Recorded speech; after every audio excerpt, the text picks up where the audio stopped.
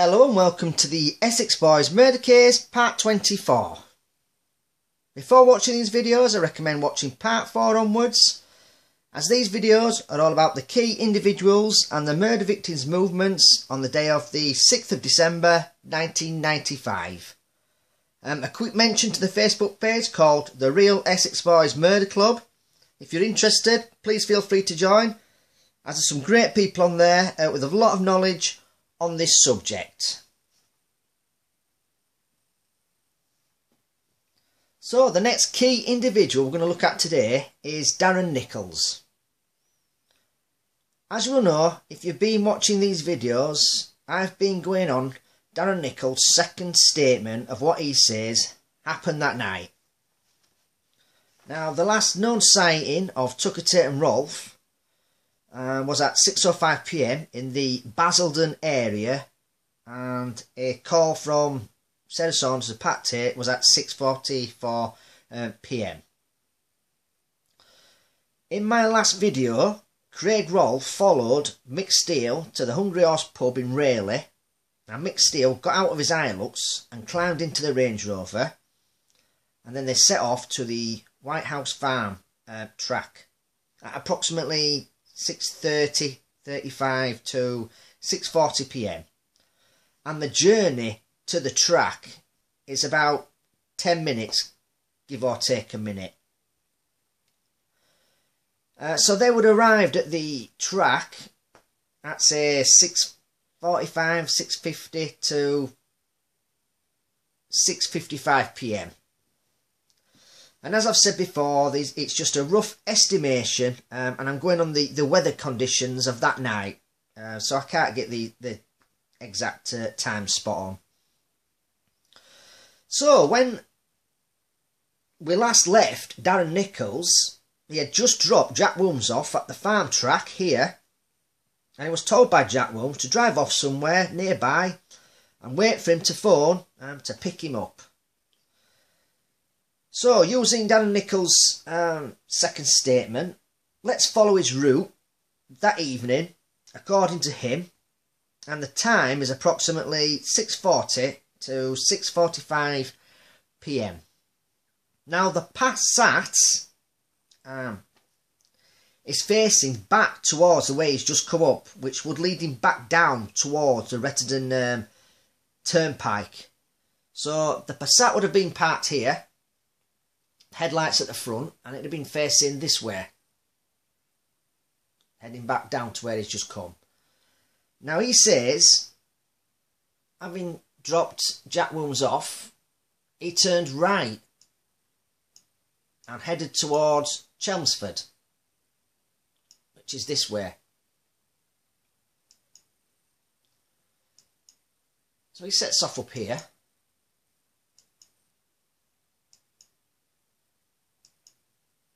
And just ahead of you, you might not be able to see it, is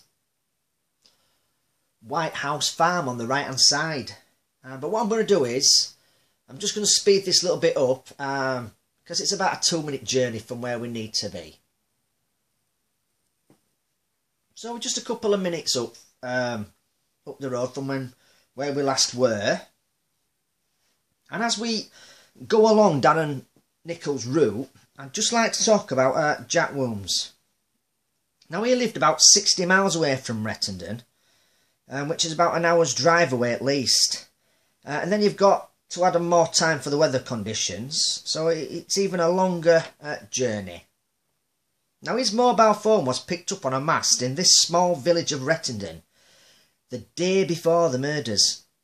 And when he was questioned on this and asked why he was miles away from his home address and workplace, and generally what was he doing in the village on the 5th of December, he said he was visiting his uncles who lived close to Rettendon, and he was going to pick something up or drop something off. I can't remember what it was. And he said his uncle wasn't in, so he put a note through his door. The police actually went round and visited Jack Wilms' uncle's property and discovered there wasn't a letterbox on the door. So he couldn't have posted anything through his uncle's door, as there's no letterbox. Now, did Jack Wilms lie and just take it for granted his uncle had a letterbox on his door, like most of us have. I'll just leave that out there for you to make your own minds up on that one. And just one more thing about Jack Wilms before I carry on Darren Nichols' journey up this road. The day before the murders of Tucker Tate and Rolfe, Jack Wilms' phone was picked up on a mast in the Rettendon village. Now, in one of my previous videos, I think it was number 23, where I think that if the hit went down the way Darren Nichols said, then I think it was all pre-planned. All the stop-off places were picked. A dummy run had to have been done. And if it did go down the way Darren Nichols said it did, then he was definitely more involved in it all. I mean, just have a think to yourself. Why did they pick certain pub car parks? A place to change the number plates. A delaying tactic by Mick Steele so Darren Nichols, Jack Wilms and anyone else involved had enough time to get to the White House Farm track before he turned up with Tucker Tate and Rolfe. By not using the halfway house pub car park to change cars, and instead using another pub car park in Rayleigh, going past the turning for Rettendon and then getting in the Range Rover. A delaying tactic so others could get in position. So, was Jack Wilms just doing any final checks in the area prior to the murders, maybe? Had he done a dummy run along the routes that he was going to take and timed it? Had Mick Steele already done his dummy run from the halfway house pub to the Hungry Horse and then on to the farm track? I mean, had Jack Wilms done the timings from the halfway house pub to the farm track? So, just get a bit further on this. Because to me, if the hit did go down the way Darren Nichols says it did, then to me it was all pre-planned. And it wasn't thought of on the day of the murders. 100% this was all thought through and well organised if the hit went down this way. I mean, just for example, armed robbers, when they do banks over, they stake it out for weeks before robbing it, checking when the security corps vans drop the money off, see which days are the most quiet and less staffing, check the best getaway routes, have a place close by to burn out any vehicles they've used to do the robbery in, so they can torch them, so there's no evidence linking them to the bank robbery, and a second getaway car close by. I mean, all pre-planned. They don't rob a bank on the spur of a moment. But I mean, nowadays they get caught by CCTV acting suspicious inside or just outside the banks. The staff or any witnesses to the robbery gives descriptions of the robbers. Police scroll through the bank CCTV days or weeks leading up to the armed robbery and they look for potential suspects. So, yes, to me, if the hit went down that night, and I don't think many people knew about it, I think it was pre-planned days or weeks ago. So, just moving on now, and as you can see, Darren Nichols is driving along Main Road and he comes across this place on his left, which is a hand car wash place now. There you go. Now, back in 1995, it was known as the Rettendon Services Filling Station. And according to Darren Nichols' statement, he said, "I drove down the road to a petrol station, then drove back up the road and parked in a pub car park on the left-hand side. So as you can see, this is the petrol station Darren Nichols would have turned into on that night, if you believe his version of events. And he said he turned around and decided to head back down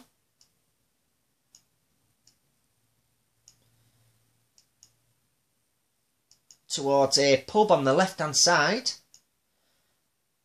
which had a car park.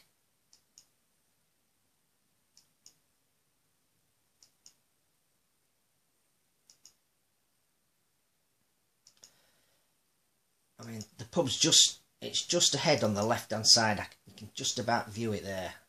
I might just try and let's speed it up so we can get closer to it. Yeah, I'll just speed it up a little bit.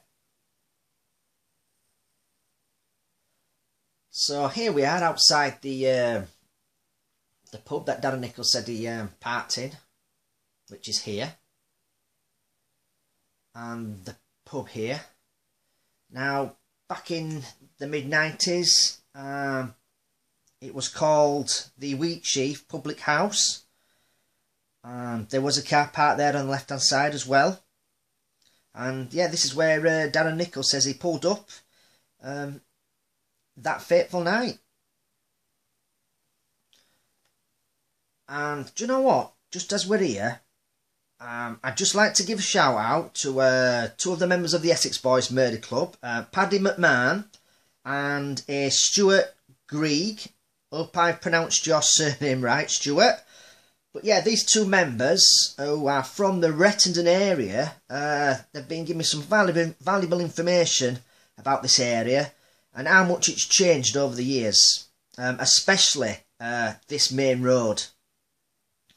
The petrol station now being a car wash, and the Wheatsheaf, which is now called the Lebani Bar. Now, Paddy was telling me that he used to drink in the Wheatsheaf pub back in the day, and he was telling me what type of place it was like to drink in. I mean, that's what I like about the group. You can have a good conversation with people who lived in that area back in the 90s and who knew this route and layout.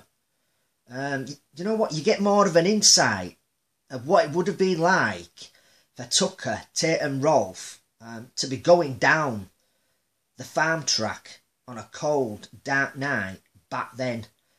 So thanks, guys. It's much appreciated. And I tell you what I've got an old photograph what I can put on here just to show you what the pub looked like back in the mid-90s. So this is the Wheatsheaf Public House, and this is what it looked like back in the 90s. It's boarded up there, so this would have probably been after the murders took place. But yeah, that is the Wheatsheaf Public House, and just to the left, if you've looked at the other picture that I put on there of the Lebani pub, the car park is there, just to the left of the pub.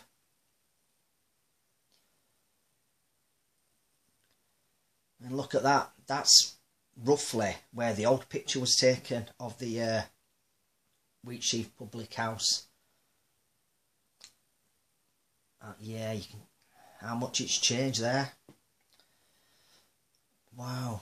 So, right, on with Darren Nichols' route. So he's turned around in the petrol station, and he says he's parked up in this restaurant car park here, or pub car park, and he said he left the engine running, and he said he couldn't get a signal on his mobile phone. So he decided to drive somewhere else so he could get a signal on his phone. So off he went back down here, heading towards the track.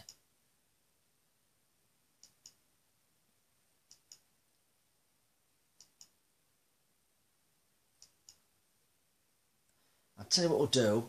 I'll just speed this up a little bit because it's like a 2-minute journey, and I'll take us to round about where White House Farm is. So here we are on Main Road, and Darren Nichols is heading back towards the track, and we've got White House Farm on the left here, and he's looking for a place close by. Do you know what? Let's have a little quick look down here. He could have parked down here.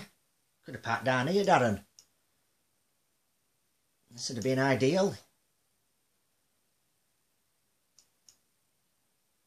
Oh wow, yeah, you could have parked down here, Darren. Look how much petrol you'd have saved. Right, yeah, so let's go back on onto Main Road.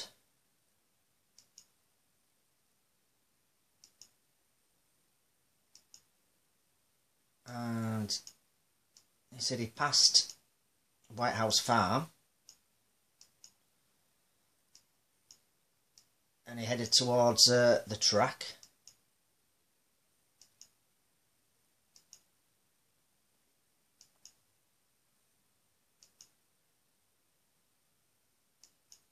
Just down here.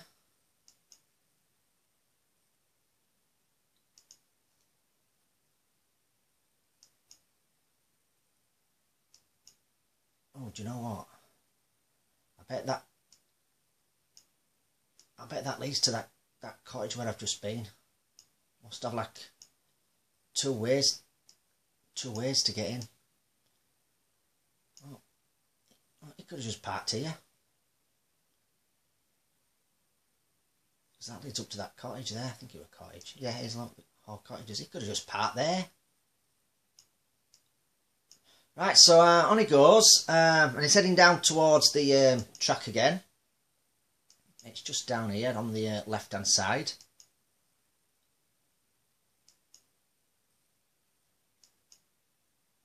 Here we are. So he's now gone past the track. I tell you what, I'll just carry on here. I think it's only a short distance to where his next destination is anyway.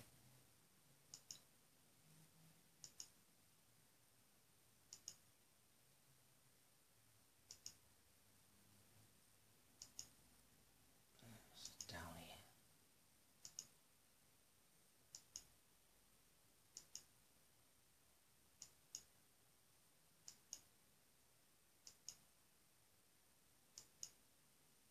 Got to remember back then, this was like a country road.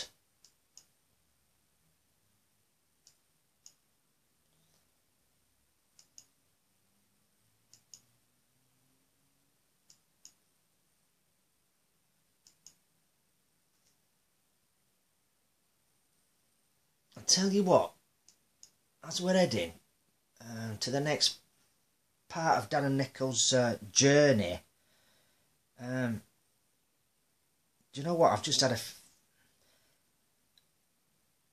thought. There could have been a chance that Darren Nichols could have driven past the Range Rover as it came up at this point here.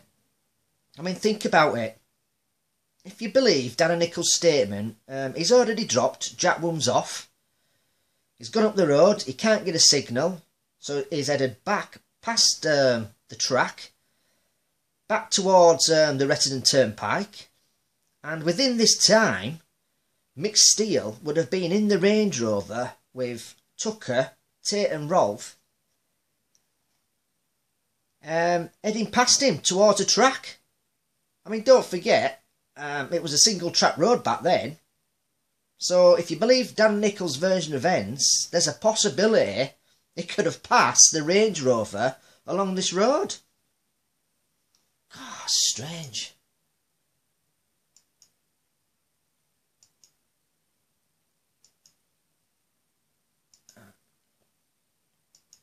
So it ain't long before he finds a place to pull up. It's just down here. I think it's called Meadow Road.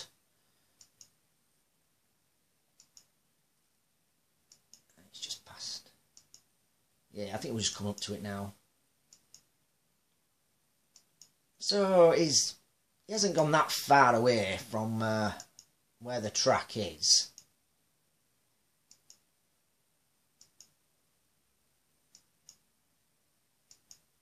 Yeah, here we are. I'll just come up to it now on the left hand side. Just turn around. Yeah. Meadow Road.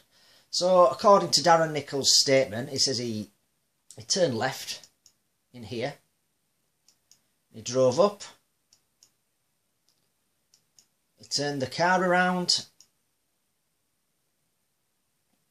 And he parked at the first house on the left, which would have been this house here.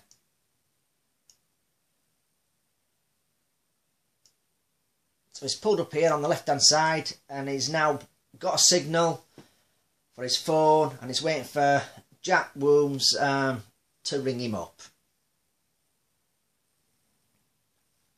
So before I finish up today, I just want to talk about Jack Wooms again. Now, what was he really doing in Rettendon the day before the murders? Now, let's not forget, it's about 60 miles away from where he lived. If he was lying about visiting his uncle's house near Rettendon, then he had just been caught out big time by the prosecutors.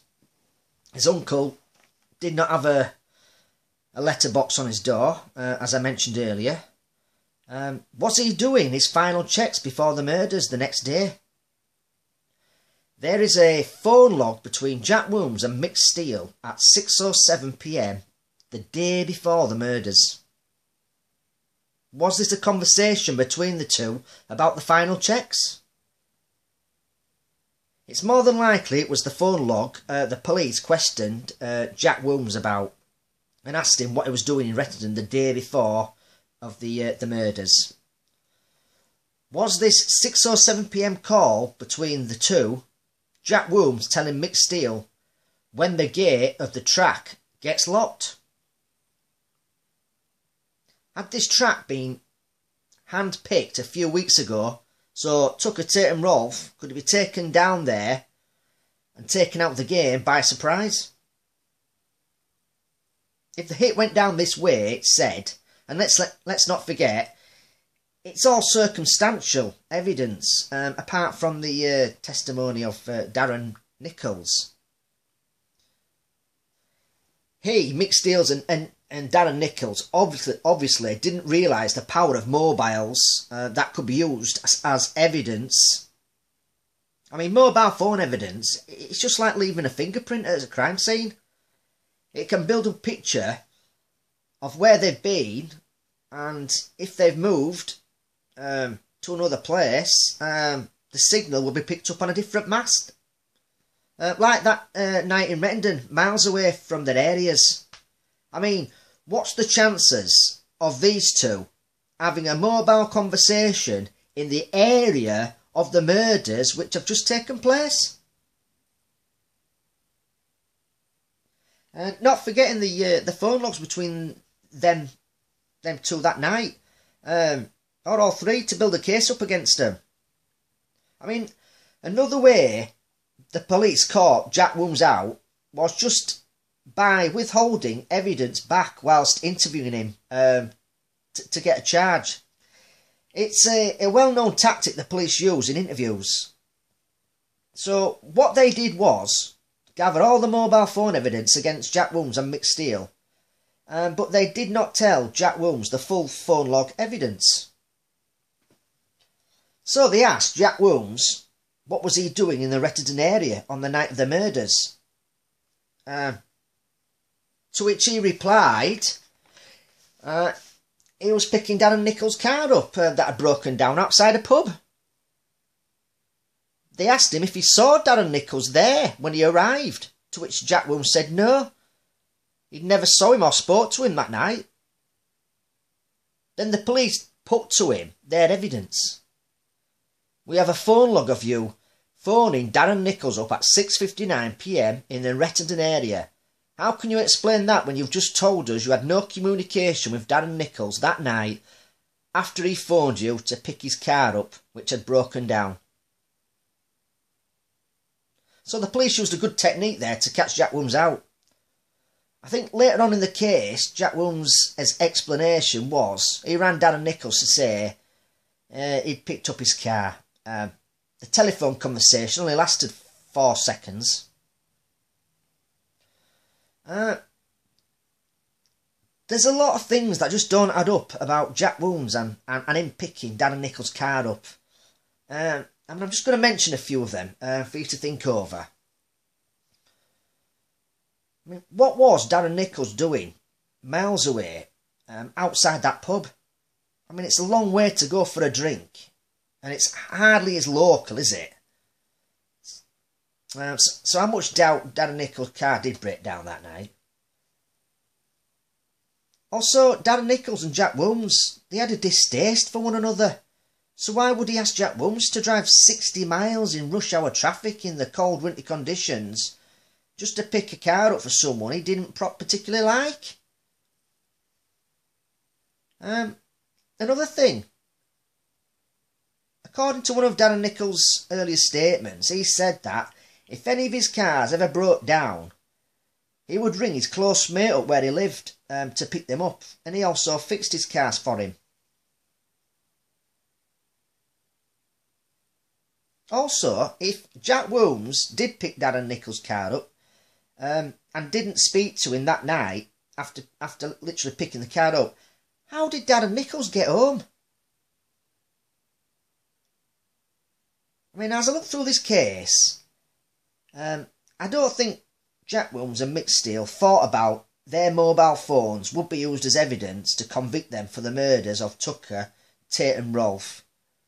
If the hit went down the way Darren Nichols says, then to me, he was more involved and it's not letting on.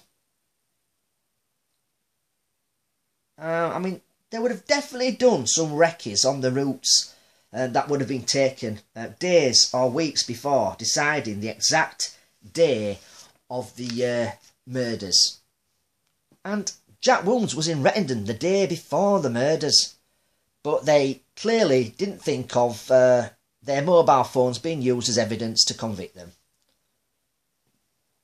I mean, think about it. You're in the countryside and there might not be a good mobile phone reception.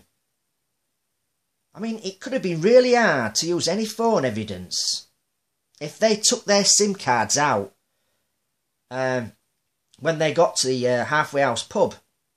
And I mean, tell you what, I looked at this earlier. Let's just go down here. I mean, no, this ain't mega far from the track. But just up here on the left hand side,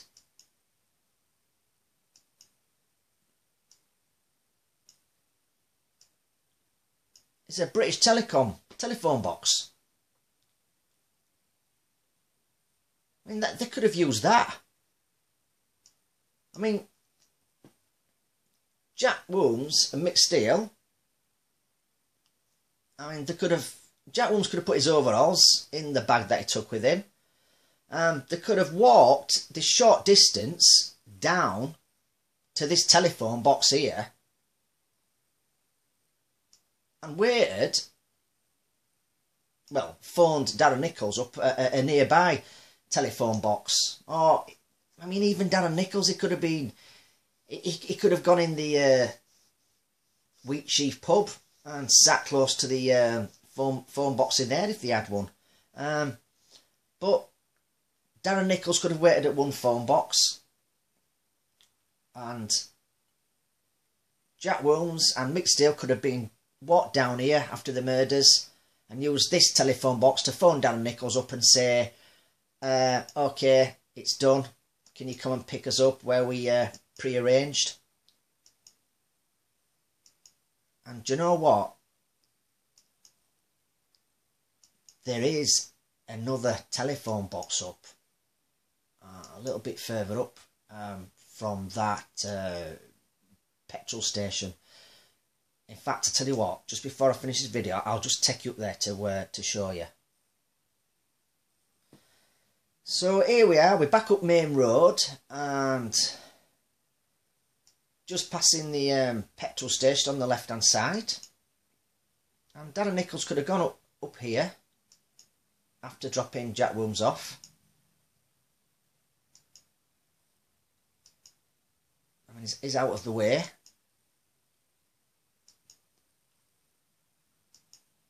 All the SIM cards are out of the mobile phones.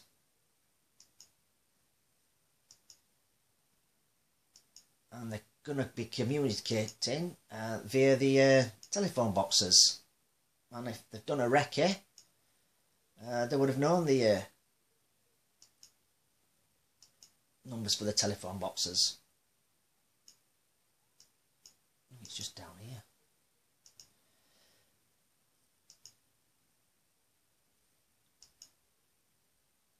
I mean, Darren Nichols, yeah, look, I mean, Darren Nichols, he could have just parked in that car park there, right close to the telephone box. Well, he could have just parked in here. Just waited near the telephone box, waiting for Jack Wilms on McSteel to phone to say they're ready, come and pick us up. And that would have blown the mobile phone evidence. The police might not have been able to build a case on them.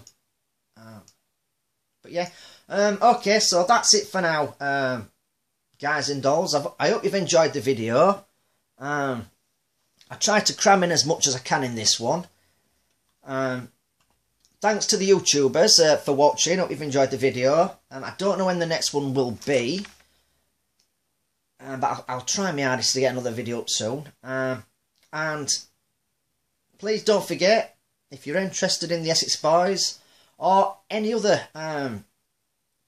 crimes, I mean, at the moment we've got a few posts going on about Kenneth Noy. So it doesn't always have to be about Essex Boys on our group. We do speak about other gangsters, other crimes that's been committed. But yeah, if you want to join the Real Essex Boys Murder Club, please feel free to do so.